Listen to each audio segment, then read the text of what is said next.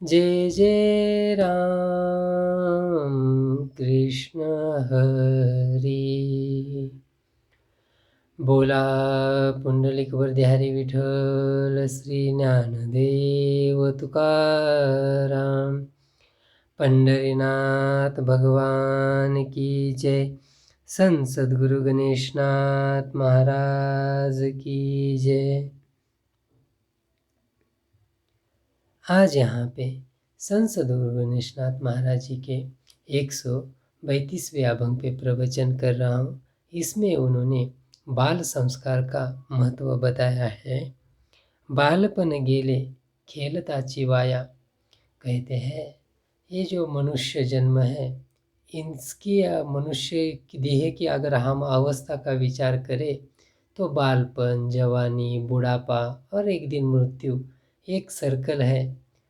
हम जब बचपन में जीते हैं तब हम खेल कूद में हमारा समय व्यतीत होता है, और जो हमारे पेरेंट लोग होते हैं यानी कि माँ बाप, वो क्या सोचते हैं कि वो बच्चे के प्रति जो हमारे कर्तव्य कर्म है, यानी कि उसका पढ़ाई के लिए पैसा कमाना, उसको खाने पीने की जो व्यवस्था है वो करना, यही हमारा कर्तव्य है। और वो करने के लिए माँ बाप कभी बच्चे को पास में लेके अच्छे संस्कार, ये जो परमार्थिक ज्ञान है, संत साधु महात्माओं को जो वचन है वो कभी बताते ही नहीं। वो क्या समझते हैं कि वो हम क्यों बताए, वो बताने के लिए तो स्कूल है।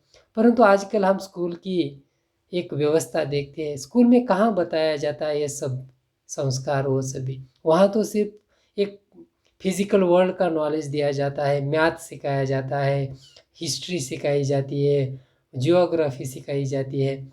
परंतु जो संस्कार, कुछ स्कूल है वैसे, परंतु हर स्कूल का स्ट्रक्चर वैसा ही है ऐसा कह नहीं सकते। परंतु एक माता पिता बोल के हमारी जिम्मेदारी है कि बच्चों को उचित ज्ञान दिखाना या उचित ज्ञान सिखाना। अगर वो करेंगे, हम बच्चों को बचपन में ही बताएंगे क्या सही है क्या गलत है। मेरे छत्रपति शिवाजी महाराज होने का यही तो एक मुख्य कारण था। मेरी माता जिजाऊ ने उनको बचपन में ही रामायण महाभारत बताया, उनको बताया दुर्योधन नष्ट क्यों हुआ, भ्रष्ट क्यों हुआ, वो कैसे गलत था, और अर्जुन कैसे सही था, राम प्रभु कैसे महान थे और रावण कैसे गलत था। ये बातें बताने के कारण मेरे छत्रपति शिवाजी महाराज जब बड़े हुए तब उन्होंने एक स्त्री के में अपनी माता को देखा। किसी भी पर स्त्री को वह माता समान मानते थे। यह भावना उनके बचपन में उनकी माता ने उनके अंतःकरण में बिठाई। तो वैसा ही यहाँ संत सद्गुरु गणेशनाथ महाराज जी कहते हैं कि बचपन में खेलना कूदना तो है ही, परंतु उसके साथ माता पिता का एक कर्तव्य है कि उस बच्चे को अच्छे संस्कार दे। उसके कारण क्या होगा, जब वो जवान होगा तब वो विषय वासनाओं को प्राप्ति के लिए गलत मार्ग को नहीं चुनेगा। वो उस टाइम खुद के विवेक से निर्णय लेगा, क्या सही है क्या गलत है उसका सही तरह से आकलन करेगा और फिर जो उचित है वो करेगा। अगर हम बचपन में ये सब बाल्य संस्कार उसको नहीं बताएंगे तो वो भ्रष्ट हो जाएगा, उसकी पूरी ज़िंदगी व्यर्थ हो जाएगी।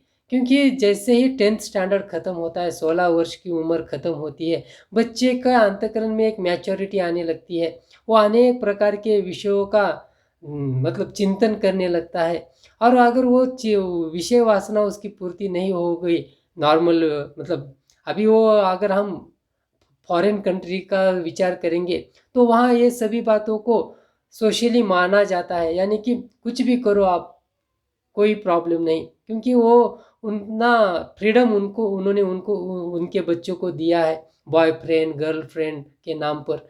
परंतु हाँ, ये जो संस्कृत हमारा देश हम मानते हैं, वहाँ पे ये सब बातें अलाउ नहीं है।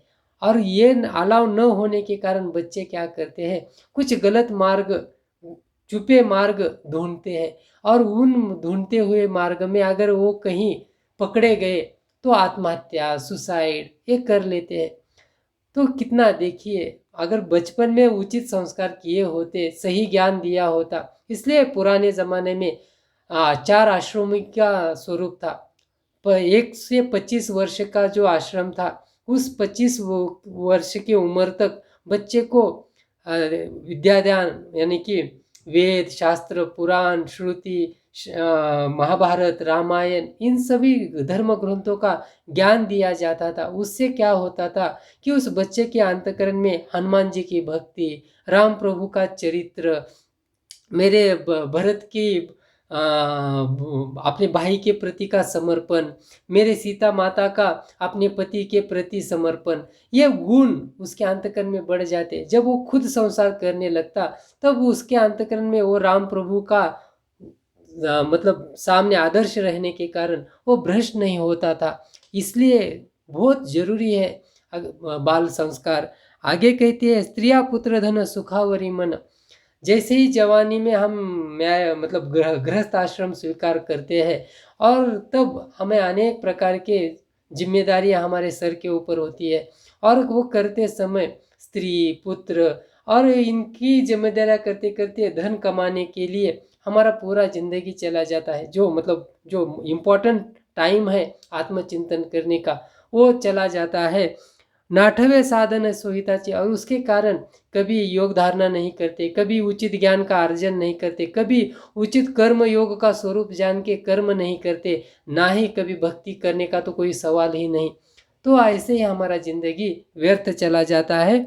वर्धपनी पड़े शोक मोह चिंता, और जवानी में किसी कारण अगर हमने दूषित मार्ग का स्वीकार किया, यानी कि धन कमाने के लिए गलत मार्ग स्वीकारा, उसके परिणाम, उसका फल हमें बुढ़ापे में भोगना पड़ता है। तब हम खिन्न हो जाते हैं। एक तो वहाँ अभी सुसाइड करने के चांसेस है, क्योंकि खिन्नता, उदासी, मैंने बहुत सारे जवान में पाप किया, अब ये बुढ़ापे में जो त्रास सहन कर रहा हूँ क्यों मैं सहन करूँ, बोल के हम इस जिंदगी को ख़त्म कर देते। पर ये उचित नहीं है।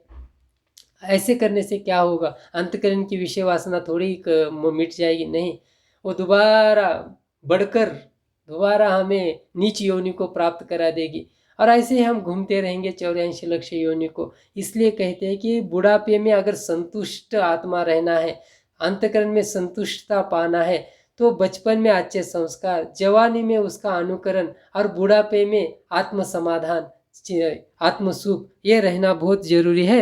मनुष्य जन्म व्यर्थ गमविला, अगर ऐसा नहीं करेंगे तो ये मनुष्य जन्म को हम आके भी एक पशुवत जी के मर जाएंगे।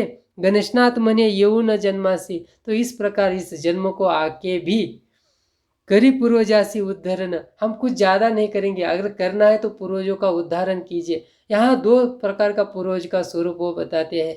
एक, जिन माता पिताओं ने, जिन दादा परदादाओं ने हमें पैदा किया, मतलब हम उनके वंशज है, उनकी भी कहीं तो वृद्ध काल में आशा थी, मरते मरते उनको भी लगता था यार जिंदगी व्यर्थ गंवा दिया, शायद मैं परमेश्वर परमात्मा की इस ध्यान धारणा करता, शायद परमेश्वर परमात्मा का स्वरूप देख पाता।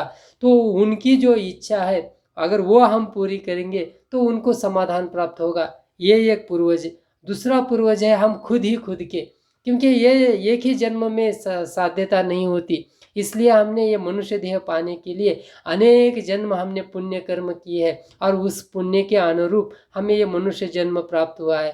अब इस जन्म का साधन क्या है कि हमारे जो पूरे सारे जो पुराने जन्म है, चाहे वो किसी भी नीच योनि के, पशु के, किसी भी हालत मतलब योनि के हो, उन सब को अगर हमें वो समाधान की अवस्था प्राप्त करवानी है, क्योंकि हर समय मरते वक्त, हर योनि में हम मरते वक्त ऐसे ही नहीं मरे हैं, अनेक प्रकार की यातनाएं सहन की है, और वो सहन करते समय हमारे अंतकरण में कहीं ना कहीं एक भावना थी वो परमेश्वर प्राप्ति करने की।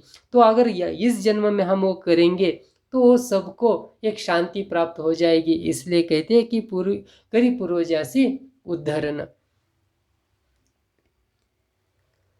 गणेशनाथ गणेशनाथ गणेशनाथ गणेशनाथ गणेशनाथ गणेशनाथ गणेशनाथ गणेशनाथ। बोला पुंडलिक वरदे विठ्ठल श्री ज्ञानदेव तुकाराम। पंढरीनाथ भगवान की जय। संत सद्गुरु गणेशनाथ महाराज की जय।